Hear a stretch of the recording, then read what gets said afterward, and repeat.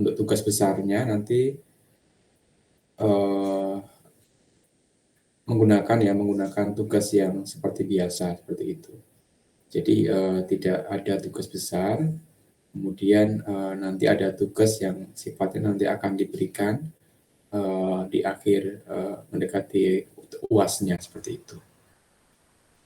Baik, di sini sudah ada 56 mahasiswa ya yang sudah bergabung di kelas ini, di room ini. Seperti biasa ya, saya mengingatkan supaya saya melihat kalian di sini. Saya udah ngaktifkan kamera, kemudian saya juga sudah siap. Jadi dianggap kalau kita luring kalau offline kelas online seperti ini ya dianggap ya kita harus siap semuanya. Seperti kalian sudah mandi, kemudian juga sudah siap seperti perkuliahan ya. Jadi supaya apa? Supaya ya kalian lebih disiplin seperti itu. Karena ketika kalian kerja nanti juga sama.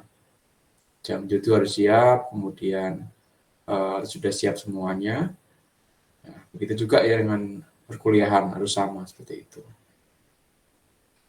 Oke, sebelum perkuliahan seperti biasa ini saya untuk yang kelas RA ya. Untuk yang kelas RB silahkan nanti kalian bisa mengisi lisensi ya. Lisensi.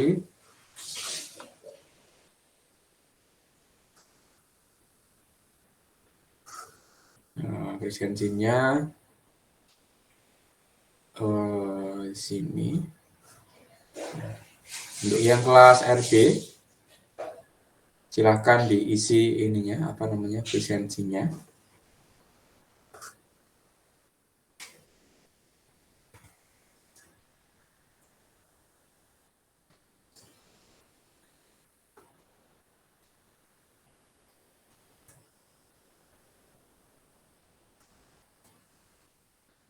Ini lisensi yang bisa kalian isi.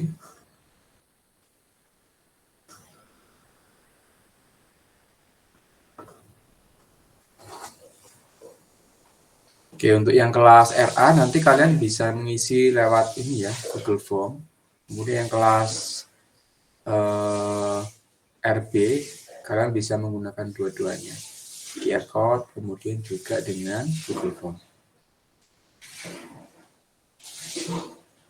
Baik, kita lanjutkan ya perkuliahan. Jadi minggu yang lalu kita sudah membahas ya terkait dengan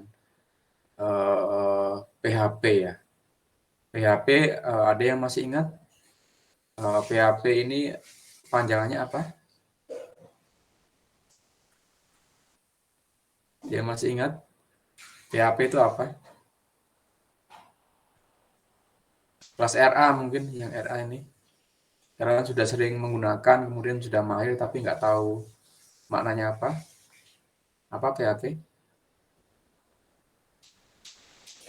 Manarul Hidayat. Apa itu PHP itu? Sambil review kita. Manarul Hidayat.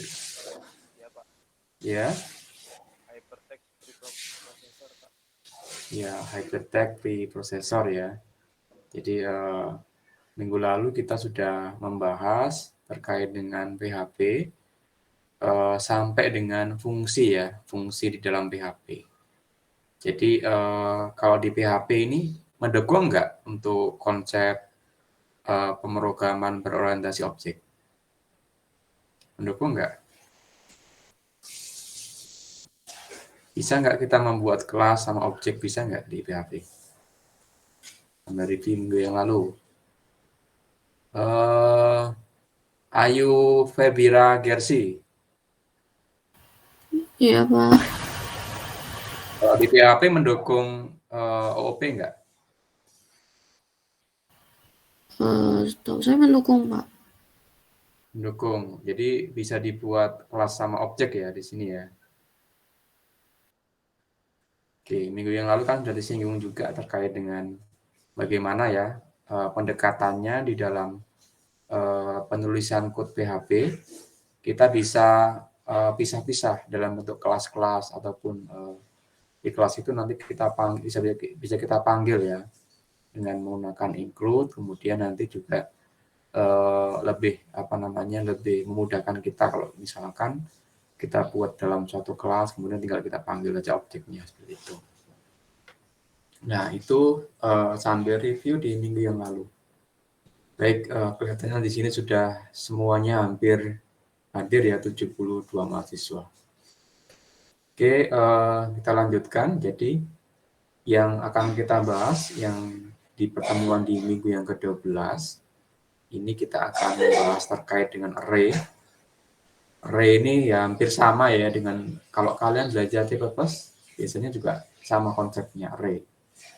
Array ini juga banyak dipakai konsepnya di dalam penerapan dalam bahasa pemrograman PHP. Kemudian ciri dari array biasanya ada kurung siku ya, kurung siku buka sama kurung siku tutup biasanya. Kemudian setelah itu baru diisi nilai array-nya. Nah, kemudian untuk menulis array, kemudian juga untuk menampilkan ada aturannya. Ya, hampir mirip sebenarnya dengan bahasa C++, tetapi di sini mungkin nanti ada yang berbeda. Bedanya apa? Nah, kalau yang di C++, yang kita tahu misalkan indeksnya itu bisa dimulai dari 0, kemudian kalau yang di sini nanti bisa di indeks bukan hanya ya bilangan ya, tapi bisa juga diisi dengan string seperti itu. Nah, ini yang membedakan. Ya, secara konsep hampir sama, memang aturan-aturan di dalam bahasa pemrograman yang ada sedikit yang berbeda. Kemudian ada get sama post ya. Get sama post ini untuk menampung nilai ya, menampung nilai. Kita bisa menggunakan get, kemudian kita juga bisa menggunakan post. Biasanya dalam penggunaannya, kalau kita menggunakan get sama post ini ada keterbatasan terkait dengan berapa karakter yang bisa digunakan.